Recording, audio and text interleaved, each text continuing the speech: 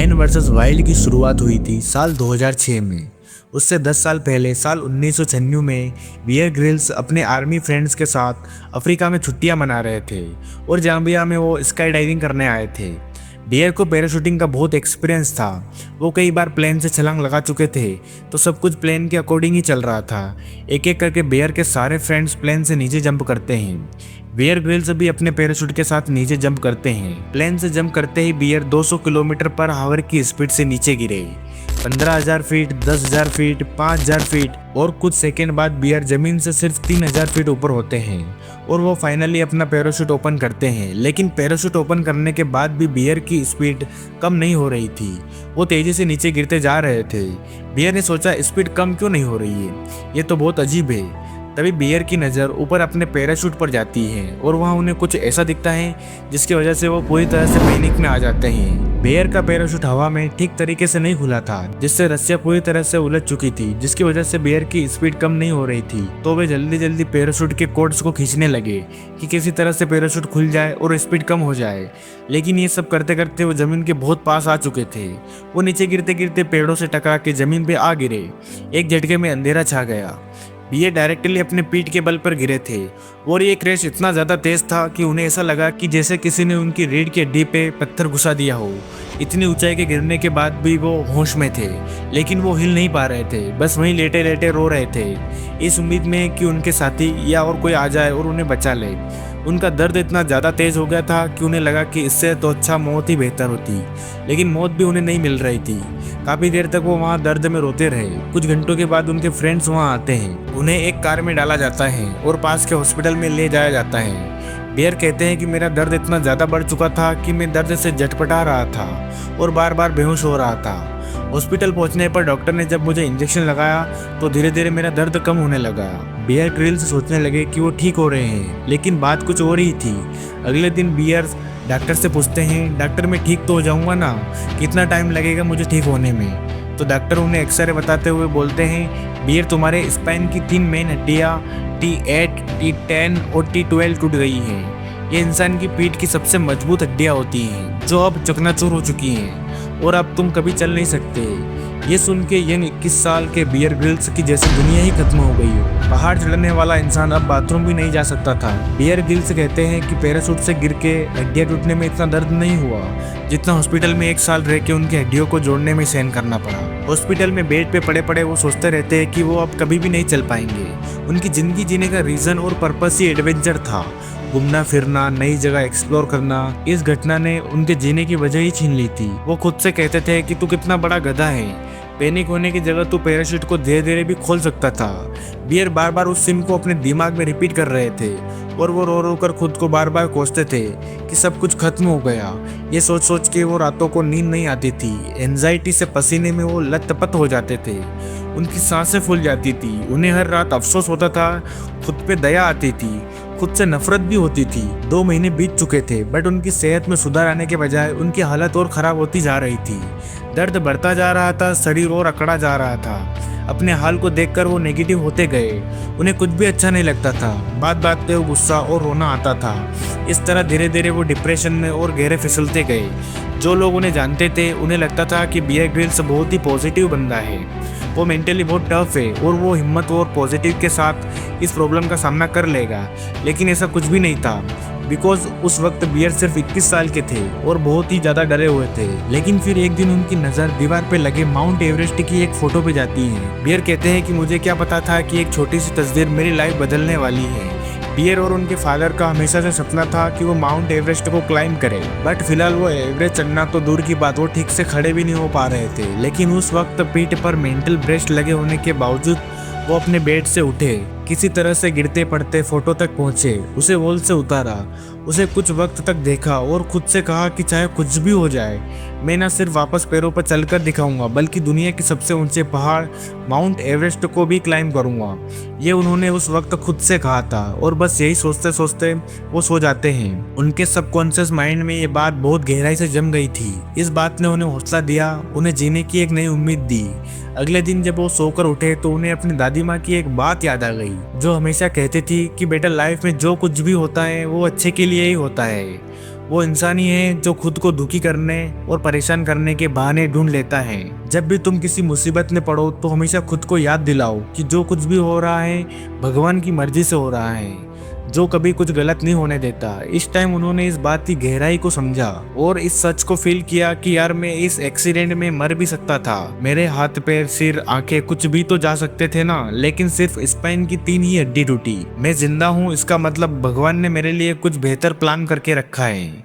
इसके बाद उन्हें इस बात की चिंता खत्म हो गई कि उनकी लाइफ में आगे क्या होगा, क्या वो चल पाएंगे या नहीं, वापस स्पेशल फोर्स में काम कर पाएंगे या नहीं, सब चीज़ों की फिक्र बंद। जब उनकी ओवर थिंकिंग कम हुई तो मन की शांति उन्हें मिली, फिर उनका स्ट्रेस और नेगेटिविटी भी कम होने लगी। अपनी बॉडी से पहले उन्होंने अपने माइंड को रिपेयर करना शुरू किया। माइंड स्ट्रॉन्ग हुआ तो बॉडी भी अपने आप हील होने लगी, उनके जख्म भरने लगे, हड्डी की जुड़ने की स्पीड तेज हो गई।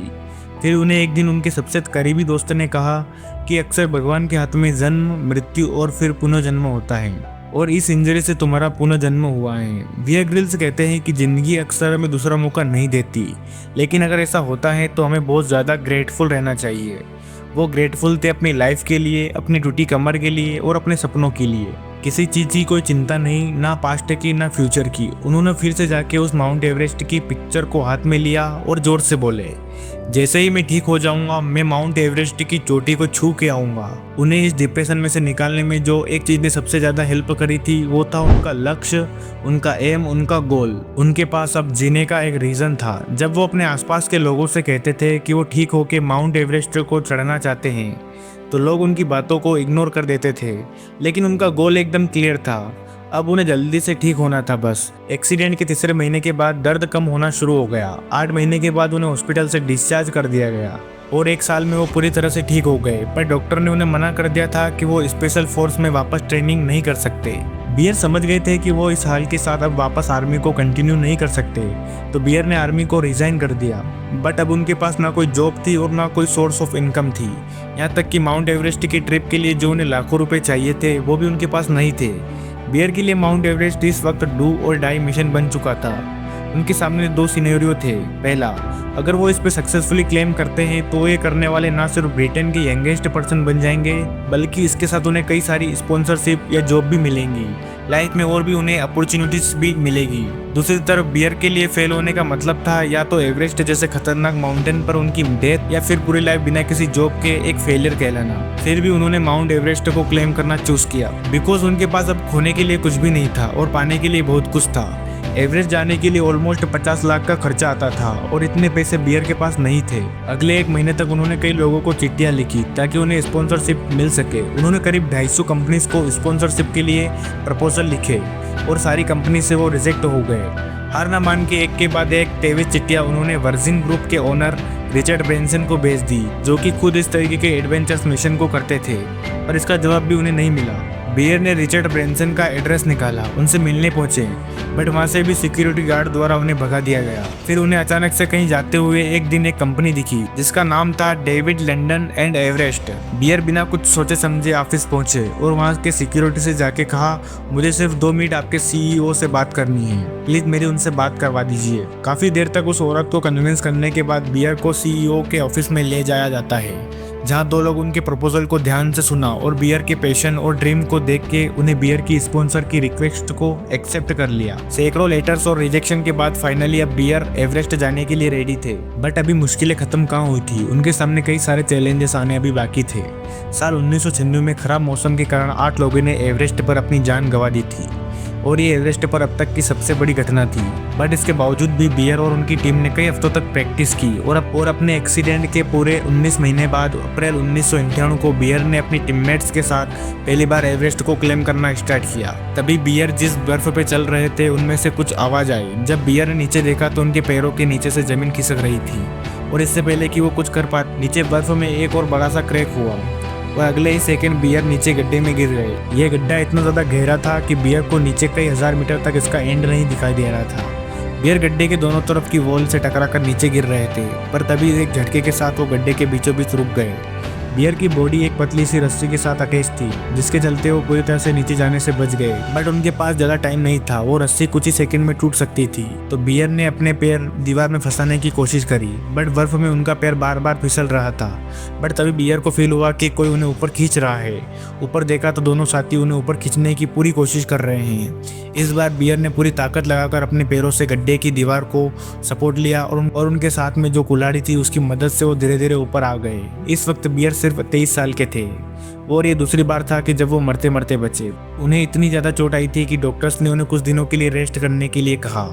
बियर डरे हुए थे, उनका कॉन्फिडेंस टूट गया था। फिर भी वो खुद से कह रहे थे कि बड़े लक्ष्य के रास्ते में चैलेंजेस आते रहते हैं और आगे जितने भी चैलेंजेस आएंगे मैं हार नहीं मान सकता। कुछ दिनों तक आराम करने के बाद बियर जैसे ही ठीक होने लगे तभी उन्हें एक और बुरी खबर मिली।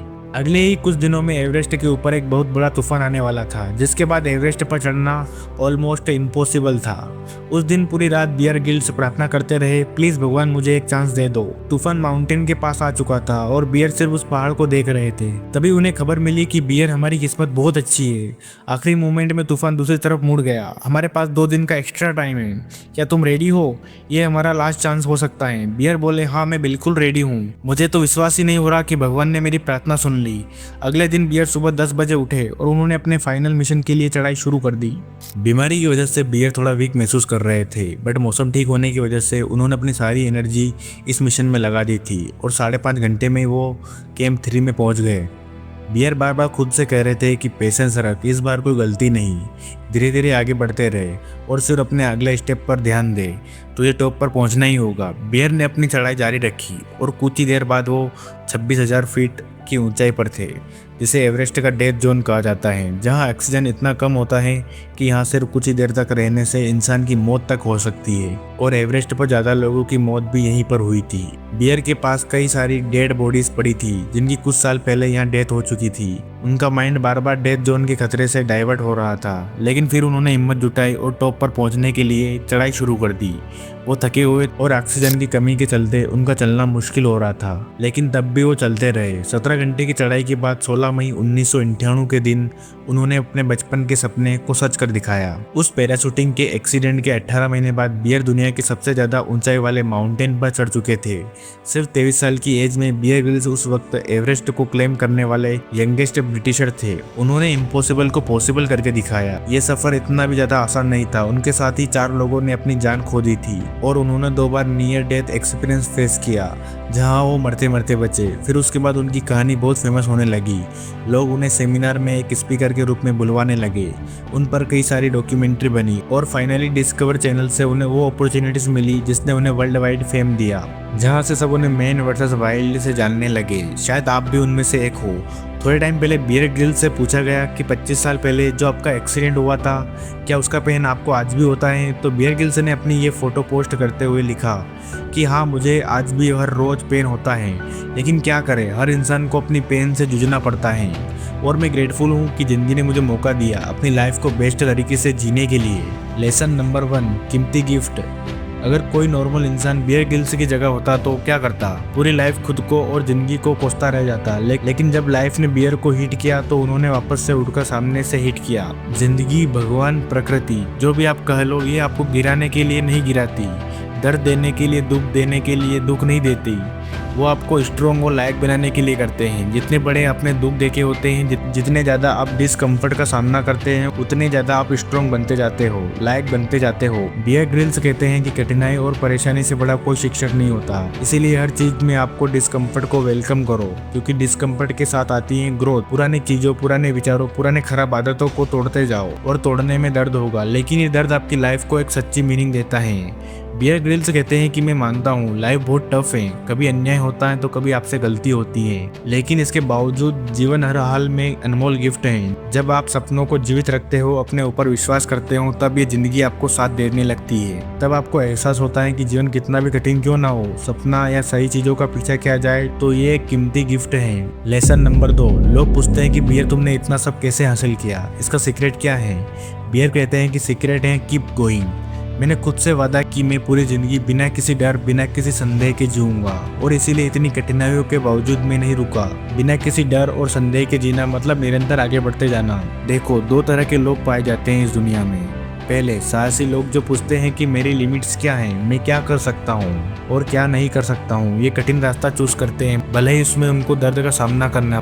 दूसरे नंबर के लोग डरे हुए लोग जो सिर्फ बचने के लिए खेलते हैं, सिर्फ एक ही लाइफ मिली है हमें, और तब भी 99% लोग तब भी सिर्फ बचने के लिए ही खेलते हैं, जीतने के लिए नहीं, अपनी हाईएस्ट पोटेंशियल को अचीव करने के लिए नहीं। ज्यादातर लोग लाइफ में स्टक क्यों रहते हैं पता है? क्योंकि ये चीज़ें मालूम होने के बाद कि सस्ती चीज़ें सस्ते मजे भले ही उन्हें कुछ पल का प्लेजर दे दे, लेकिन कभी लॉन्ग टर्म का सेटिस्फेक्शन नहीं दे सकती। ये पता होने के बाद भी वो चार चीज़ों के पीछे भागने में पूरी ज़िंदगी निकाल लेते हैं। अंदर से गिल्ट रहता है, दुख होता है, वो हर दिन मरते हैं, लेकिन फिर भी इससे बाहर नहीं निकल पाते और फिर भी सही और बड़े दर्द को चूज नहीं करते। आपके और हमारे पास तो सब कुछ तो है, रहने के लिए घर, टेबल पे खाना, फोन, हर एक चीज़ है, फिर भी पता नहीं क्यों हमें लूजर्स की तरह जीना है। इसीलिए बियर ग्रिल्स कहते हैं कि अगर आपको सैडनेस और खालीपन से निकलना है तो कुछ बड़ा करो, कुछ अलग करने के लिए तत्पर रहो। बियर कहते हैं कि बहादुर या साहसी होने का मतलब ये नहीं कि आप किसी से बिल्कुल भी मत डरो। इसका मतलब ये है कि डर होने के बावजूद उसका सामना करना और रास्ता निकालना, आगे बढ़ते रहना। एक साइकोलॉजिस्ट है रॉबर्ट थेयर करके, वो बताते हैं कि आपका मूड जो होता है वो एक फिल्टर की तरह काम करता है। इसी के थ्रू आप डेली लाइफ को एक्सपीरियंस करते हो। इसी से डिसाइड होता है कि आपका पूरा दिन कैसा जाएगा, और मूड डिसाइड होता है सुबह उठते ही आप क्या करते हो। इससे आपकी मॉर्निंग रूटीन से एक बार अपने डेली रूटीन के पीछे की साइकोलॉजी समझ ली तो आपकी लाइफ 10 गुना ज्यादा बेटर हो जाएगी। तो मिलते हैं किसी नई वीडियो में, तब तक के लिए धन्यवाद।